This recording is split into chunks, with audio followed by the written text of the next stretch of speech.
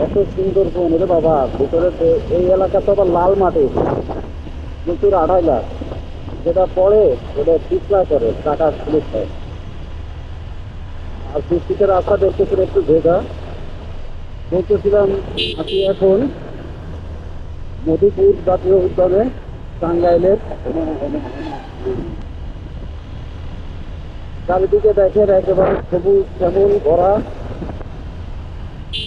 সাথে কিছু বাড়ি ঘরও আছে, তবে আগে মনে হয় জঙ্গলটা আরো বিশাল হয়ে গেছিল। এটা মনে হয় আদা অথবা হলুদের চাষ করতেছে।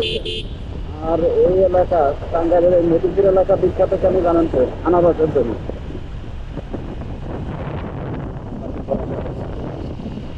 যেটা রাস্তা,